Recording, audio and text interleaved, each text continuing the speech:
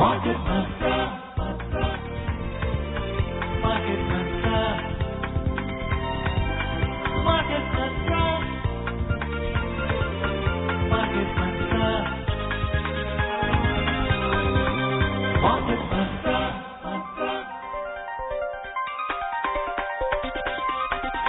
Market Mantra.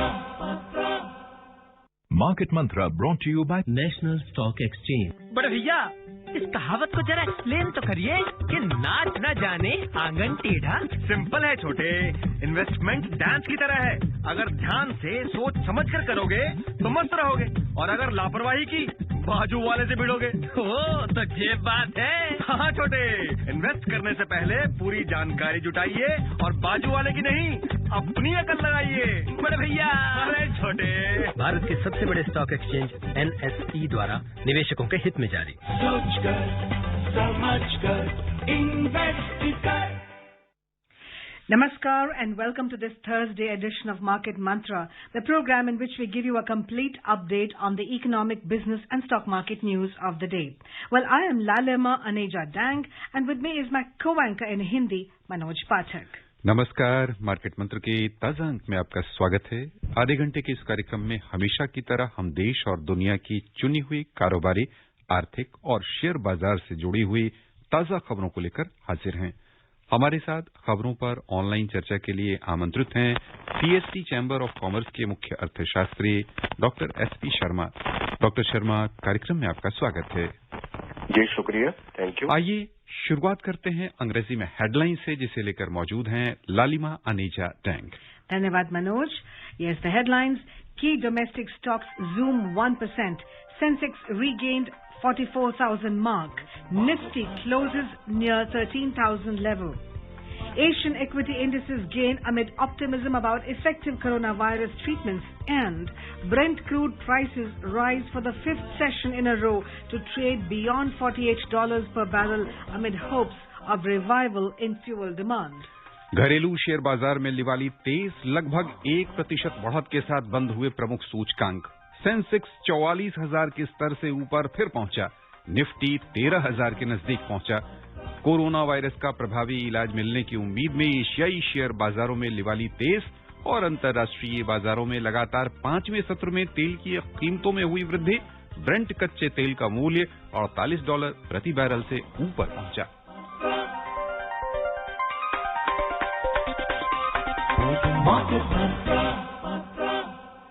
घरेलू share बाजार में आज लिवाली तेज रही और प्रमुख सूचकांक लगभग 1% बढ़त के साथ बंद हुए।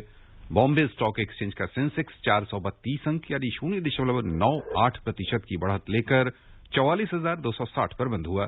उधर नेशनल स्टॉक एक्सचेंज का निफ्टी 129 अंक यानी 1% बढ़कर 12,987 दर्ज हुआ। विस्तृत बाजारों की ओर चलें तो छोटी और मझोली कंपनियों के शेयरों की भी खरीदारी की गई। हालांकि सेंसेक्स और निफ्टी पैक की तुलना में इनका प्रदर्शन थोड़ा सा कमजोर रहा। BSE मिड कैप इंडेक्स 0.94% लाभ में रहा। स्मॉल कैप इंडेक्स में 0.71% की वृद्धि हुई। Key domestic indices today zoomed 1% amid gains in global markets. The BSE 30 share index Sensex regained 44,000 mark, while the NSE Nifty 50 index closed near 13,000 level. Sensex jumped 432 points, or 0.98%, to settle at 44,260. The NSE Nifty 50 index also surged 129 points, or 1%, to settle at 12,987. The broader market at BSE underperformed the Sensex as the BSE mid-cap index surged 0.94%, while the BSE small-cap index appreciated 0.71%. In the Sensex pack, shares of 25 companies climbed, while 5 logged losses. Tata Steel was the top gainer as it climbed 5.2%, followed by Bajaj Finance, which gained 3%. Bajaj Auto gained 2.6%, while HDFC, HCL Tech and Axis Bank rose around 2.2%. On the other side, Maruti declined 0.9% and ONGC fell 0.7%. IndusInd Bank and Tech Mahindra slipped 0.5%. In sectoral indices, 18 out of 19 sectors climbed except oil and gas, which logged marginal loss of 0.2%. Metal sector gained 4.1%, basic material rose 2.2%, while finance, telecom, healthcare and banking climbed up to 1.5%. The overall breadth of the BSE trade was positive as shares of 1,767 companies gained, 989 declined and 184 remained unchanged. रुपए की स्थिति पर नजर डालें तो अंतर banking विदेशी मुद्रा बाजार में $1 की तुलना में रुपया आज 3 पैसे मजबूत हुआ, 73 रुपए 89 पैसे पर पहुंच गया। उधर दुनिया की 6 प्रमुख मुद्राओं की तुलना में डॉलर की स्थिति दर्शाने वाला डॉलर इंडेक्स थोड़ा सा मजबूत होकर 92.05 पर पहुंच गया। Dr. Sharma, yesterday Sensex had plunged 695 points on profit booking. Today regained the 44,000 mark. During COVID times and 44,000, do you think it's time to rejoice or do you think we should wait for a correction to happen soon? Yes, Lalima, very good question because now vaccination for the COVID-19 is expected sooner than later. So that's why markets all over the world are in a very bullish zone. And at the domestic front, government has undertaken various reforms, proactive and fast-track measures to safeguard its people, economy, trade and industry against the wild tide of pandemic COVID-19 in this very extremely difficult time. Starting from the collateral-free automatic loans for the MSMEs, then the relief for the agriculture and rural sector, structural reforms in growth-promising sectors like LTC cash voucher scheme to boost the demand trajectory, then one-time restoration of the festival advance to the government employees. Right. All these measures are all demand-boosting measures and which can provide significant recovery to the economy sooner than expected, and Q3 numbers are expected in the positive zone by various professional organizations, professional forecasters that we will see positive growth in the Q3 and Q2 numbers are also expected improved. Earlier expectations was that these numbers will be significantly in the minus trajectory, but now the expectation is that the Q2 growth will be less than minus 10% in the which is going to be released in the next very few days. So on all these developments like recovery sooner than expected and the plethora of reforms undertaken by the government to boost the demand trajectory, the markets are in the bullish zone and making again and again the new highs. This was the expectation earlier also. We discussed at so many occasions that government has undertaken a lot of reforms, and if the COVID vaccination is in the process and is expected in the next few months, so on that scenario, markets can post the new highs because each and every segment of the economy is touched by the government with fruitful reforms, with ground-touching reforms. And going forward, the expectations are that we will move ahead and India will be the fastest moving economy in the world economic system from the next financial year.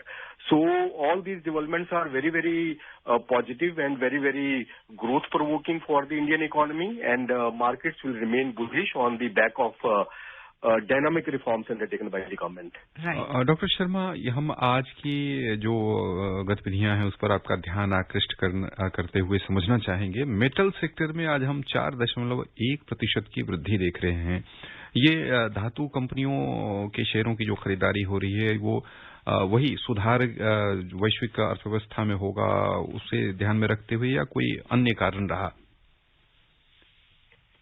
Because we have undertaken a lot of reforms for the infrastructure sector also, and the infrastructure sector is now is expected to become the go driver of the Indian economy in the coming quarters and in the coming years.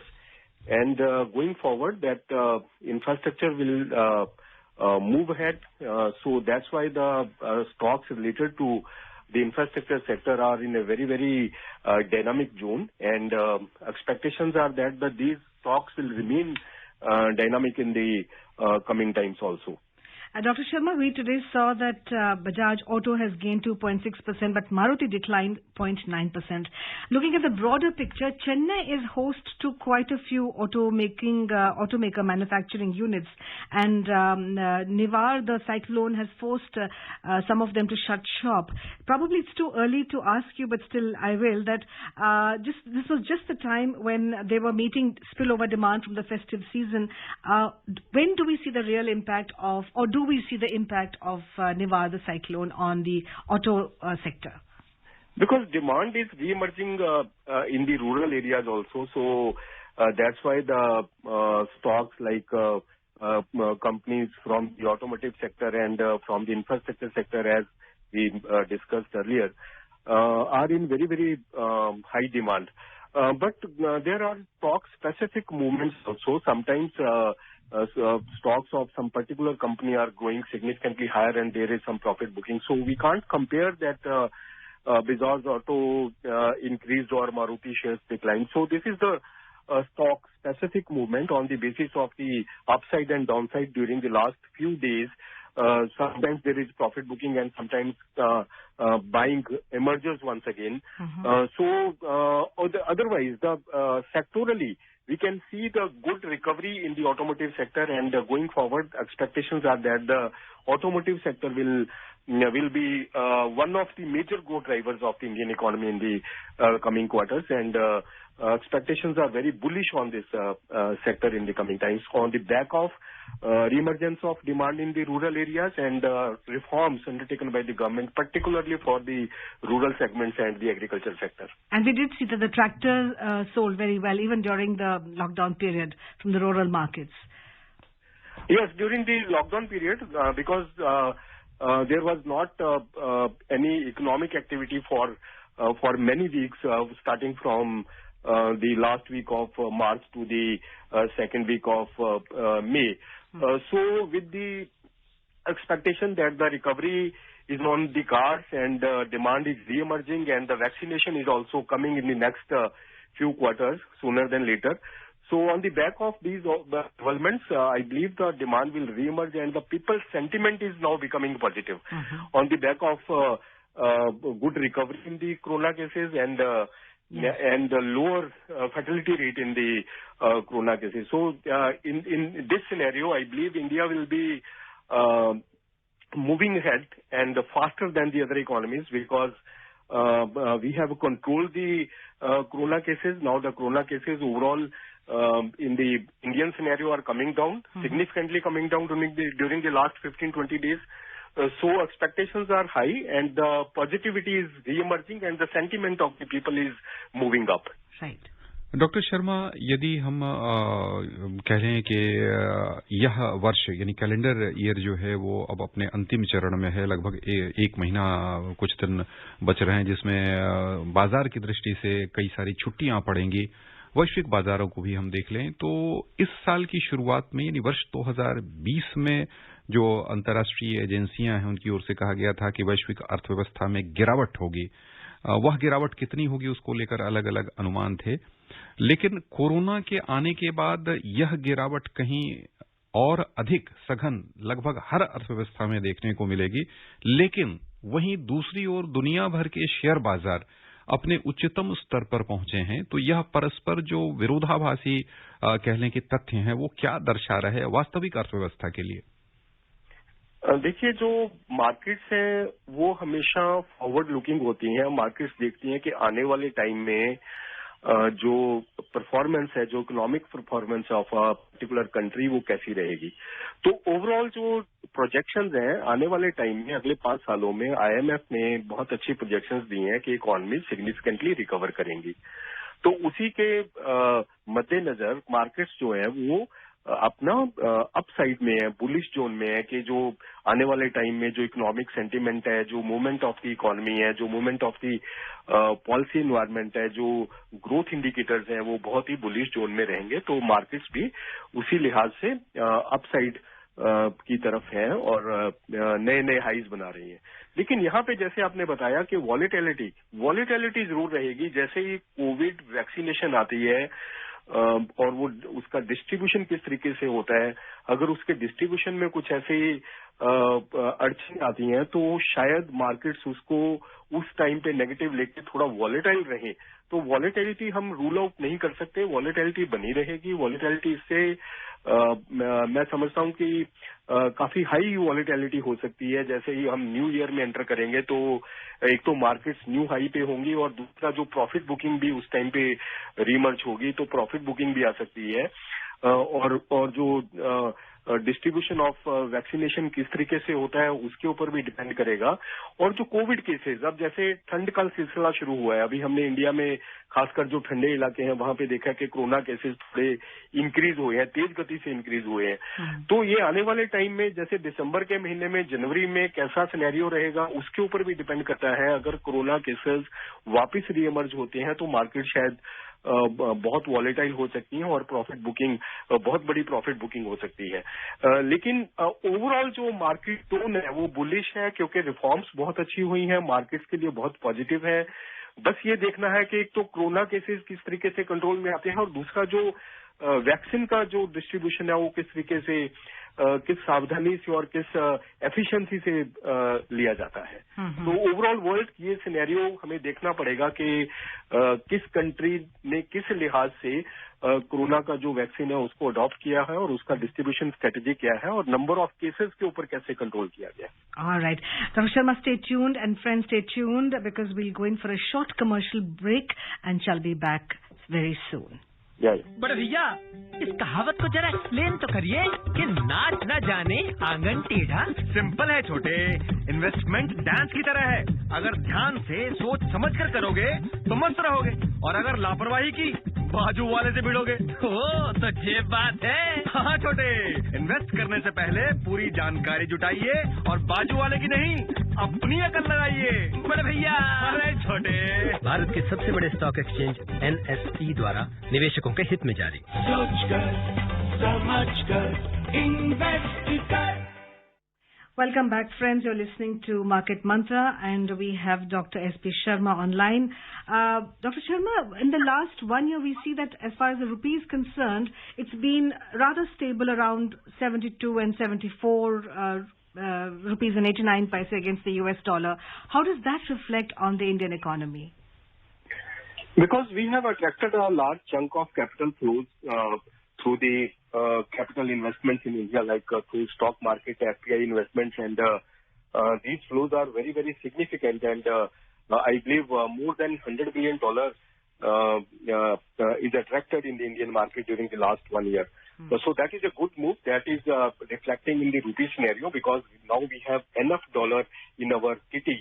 And going forward, expectations are that markets will move up again and again, and the economy is expected to move fast in the next financial year. So this movement, this positivity will attract more and more capital flows in the coming times also. That's why the rupee is in a very, very strengthened zone, and I believe rupee will stable in the positive trajectory, and there is no significant deceleration expected in the coming times unless until volatility in the markets remain under control. Doctor Sharma, एक और जब तेल की कीमतें मजबूत होती दिख रही हैं, वैसे में अपना रुपया किस स्तर पर दिख रहा, हमारी अर्थव्यवस्था के लिए कैसा रहेगा इसका स्तर? देखिए, रूपी में जो मूवमेंट है वो अपसाइड पे रहेगी, और मैं समझता हूं कि अगर कैपिटल फ्लोज इंटैक्ट रहते हैं और मार्केट में कोई वॉलेटिलिटी नहीं आती है, जो वैक्सीन है और जो कोरोना केसेस हैं वो कंट्रोल में रहते हैं, वैक्सीन का जो डिस्ट्रीब्यूशन है वो सही होता है, एफिशिएंसी बनी रहती है, तो रूपी के और अपसाइड जाने के चांसेस हैं, रूपी और एप्रिशिएट होगा। और अगर वॉलेटिलिटी रहती है तो शायद थोड़ी देर के लिए रूपी में भी वॉलेटिलिटी रहे, क्योंकि ये डिपेंड करता है कि कैपिटल फ्लो कैसा है। अभी हमने बहुत सारा कैपिटल फ्लो अट्रैक्ट किया है, लास्ट 1 ईयर में ही हम 100 बिलियन से ज्यादा कैपिटल अट्रैक्ट कर चुके हैं। तो ये बहुत अच्छी मूवमेंट है, और इसी के बेस पे रूपी जो है काफी स्ट्रेंथन्ड है। आने वाले टाइम में डिपेंड करेगा कि मार्केट वॉलेटिलिटी कैसी रहती है, और रूपी का सिनेरियो भी उसी तरीके से तय होगा। आइए अब चलें वैश्विक बाजारों की ओर। सबसे पहले नजर डालते हैं एशियाई शेयर बाजार पर, जहां कुल मिलाकर आज तेजी दिखी है। जापान का निक्केई 225 सूचकांक और दक्षिण कोरिया का कोस्पी दोनों 0.9% लाभ के साथ बंद हुए। हांगकांग का हैंग सेंग 0.6% ऊपर आ गया। चीन का शंघाई कंपोजिट इंडेक्स 0.2% फायदे में रहा। उधर सिंगापुर का स्ट्रेट्स टाइम्स इंडेक्स बिकवाली के दबाव में 0.4% लुढ़क गया। यूरोपीय बाजारों की ओर चले तो समाचार तैयार किए जाने तक वहां नरमी दिख रही थी। अंतर दिवसीय कारोबार में लंदन का FTSE 100 0.5% नीचे चल रहा था। जर्मनी का डैक्स और फ्रांस का कैक 40 दोनों बिना किसी उतार चढ़ाव के अपने पूर्व स्तर के आसपास बने हुए थे। Now a look at the U.S. markets. Well, the S&P 500 and the Dow retreated from record highs yesterday as the U.S. weekly jobless claims rose, adding concerns about the economic recovery amid a surge in COVID-19 infections. The Dow Jones Industrial Average declined 0.6% and the S&P 500 fell 0.2%, while the Nasdaq Composite Index added 0.5%. Dr. Sharma, we are seeing that the U.S. economy has surged by a record 33.1% in the third quarter. It usually has a ripple effect on the global economy. Yes, because U.S. is the largest economy in the world economic system. So recovery in U.S. and the movement of the markets in U.S. always is a major driver of the direction for the stock market throughout the world. So at this juncture, now the recovery in the U.S. and the recovery throughout the world is on the cards, and U.S. And expectations are that the vaccination is coming sooner than later. So on this note, markets are moving up, and U.S. markets are moving in the higher and higher trajectory and posting the new highs. But the risk is that the distribution of vaccination that I already discussed, that the efficiency of the vaccination will drive the direction of the markets going forward, and expectations of the fiscal stimulus by the U.S. economy. Now the people, the investors and the market stakeholders are expecting that the U.S. will come out with some significant stimulus to boost the recovery, because now the vaccination, after the coming of the vaccination, there will be recovery, and it will take a few more quarters. So to rejuvenate the economy from this level, stimulus is required, and if the stimulus is significant, then the markets will move up again. If the stimulus is not expectations according to the market players or the stakeholders or the investors, then the markets may see the volatility in the coming times. Doctor Sharma, अमेरिकी अर्थव्यवस्था में यदि मान लें उल्लेखनीय उछाल आता है तो उससे भारत का निर्यात किस हद तक प्रभावित होगा, और यदि हमारे निर्यात को कह लीजिए कि बढ़ावा मिलता है तो किन किन क्षेत्रों को इससे लाभ मिल सकता है? जी बिल्कुल, बहुत अच्छा सवाल है, क्योंकि यूएस एक बहुत ही सिग्निफिकेंट अर्थव्यवस्था है और हमारा एक बहुत ही अच्छा ट्रेड पार्टनर है। हमारा लगभग कोई $150 अरब का ट्रेड होता है यूएस के साथ, including the trade in goods and services.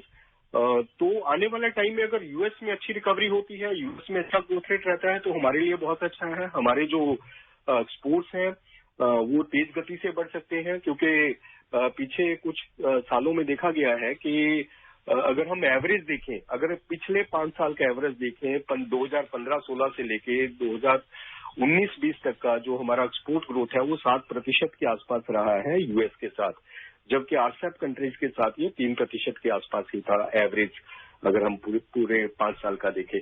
तो यूएस हमारे लिए बहुत ही सिग्निफिकेंट इकोनॉमी है। यूएस का ग्रोथ रेट हमारे लिए एक बहुत अच्छा फायदेमंद रहेगा, और जैसे यूएस में ग्रोथ आएगी तो लिक्विडिटी भी इंक्रीज होगी, तो हमारी मार्केट्स के लिए भी बहुत अच्छा है। और हमारा एक बहुत ही मेजर एक्सपोर्ट डेस्टिनेशन भी है, one of the major export destination. हमारा कम से कम जो टोटल एक्सपोर्ट है 16% एक्सपोर्ट हमारा यूएस को जाता है। तो यूएस इकोनॉमी हमारे लिए बहुत ही सिग्निफिकेंट इकोनॉमी है। आइए खबरों का सिलसिला आगे बढ़ाएं। संयुक्त राष्ट्र विकास कार्यक्रम यूएनडीपी और इन्वेस्ट इंडिया ने भारत में निवेश की संभावनाओं वाले सतत विकास लक्ष्यों एसडीजी से जुड़े क्षेत्रों की जानकारी दी है। इसमें 6 महत्वपूर्ण एसडीजी सक्षम 18 निवेश अवसर क्षेत्र निर्धारित किए गए हैं, जो देश को सतत विकास के मार्ग पर आगे ले जाने में मदद कर सकते हैं। इन्वेस्ट इंडिया के मुख्य कार्यकारी अधिकारी दीपक बागला ने कहा कि एसडीजी को सफल बनाने में भारत की अहम भूमिका है। यूएनडीपी इंडिया के रेजिडेंट रिप्रेजेंटेटिव शोको नोडो ने कहा कि भारत में एसडीजी क्षेत्र में निवेश अर्थव्यवस्था को मजबूत बनाने और सामाजिक व्यवस्था को अधिक लचीला और टिकाऊ बनाने में मदद करेगा। आपके माध्यम से हम समझना चाहेंगे कि यह यानी किन किन क्षेत्रों में हो सकेगा। 18 निवेश अवसर क्षेत्र निर्धारित हुए हैं लगातार सतत विकास के, तो आपकी दृष्टि में वो कौन कौन से क्षेत्र हो सकते हैं? देखिए, यहाँ पे मैं ये बताना चाहूंगा कि जो भारत में रिफॉर्म्स की हैं, जो खासकर ईज ऑफ डूइंग बिजनेस में रिफॉर्म्स हुई हैं, इन्वेस्टमेंट्स को अट्रैक्ट करने के लिए, निवेश को अट्रैक्ट करने के लिए बहुत ही सराहनीय है और हमने ईज ऑफ डूइंग बिजनेस में काफी उपलब्धि प्राप्त की है। हम 144 से 63 में रैंक पर आए हैं। तो आने वाले टाइम में हमारे पास और भी एक्सपेक्टेशंस है कि हम और इम्प्रूव करेंगे और जो प्रॉमिसिंग सेक्टर्स हैं, जो ग्रोथ प्रॉमिसिंग सेक्टर्स हैं इंडियन इकोनॉमी के, जिसमें ये सभी इंफ्रास्ट्रक्चर से लेके और जो मैन्युफैक्चरिंग सेक्टर और जो एमएसएमई के सेक्टर्स हैं, तो ये बहुत ही आगे अच्छा मतलब एक प्रॉमिस दिखाते हैं, प्रॉमिस ऑफ प्रोग्रेस कि आने वाले टाइम में इन सेक्टर्स में काफी अच्छा जो ग्रोथ है उछाल आ सकता है।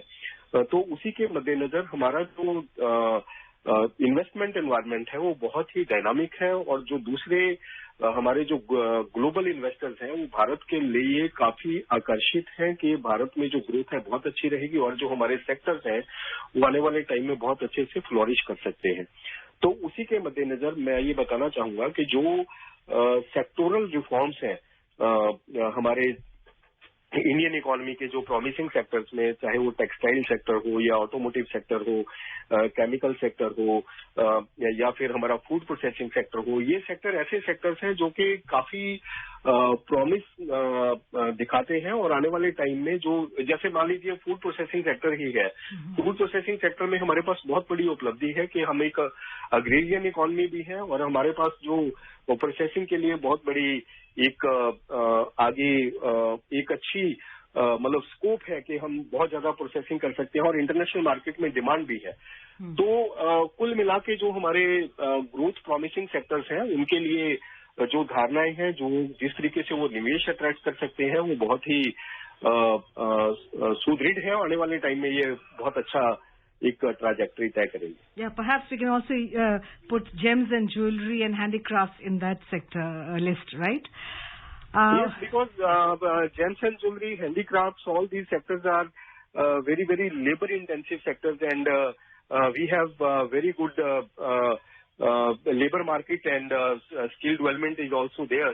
So that's why our MSME sector, particularly the MSME sector, will move up because on the back of various reforms undertaken by the government for the MSME sector.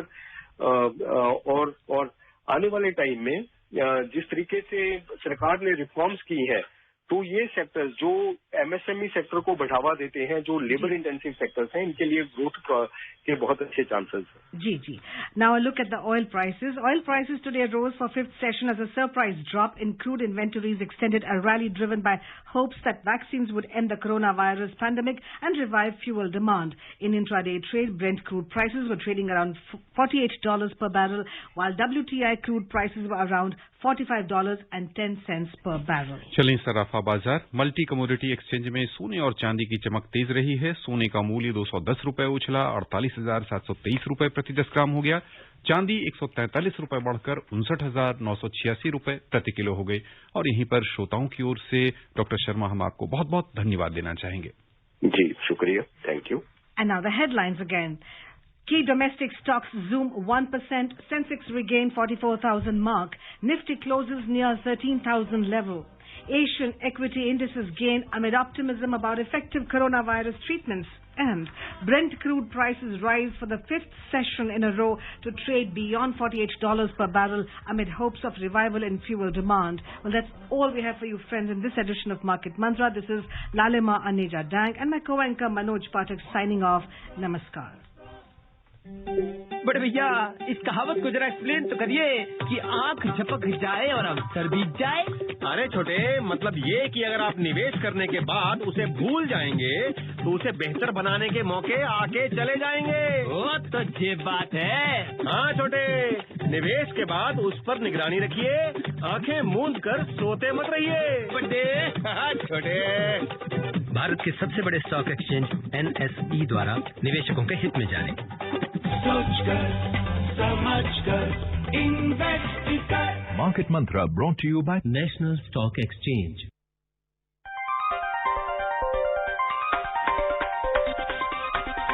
Market Mantra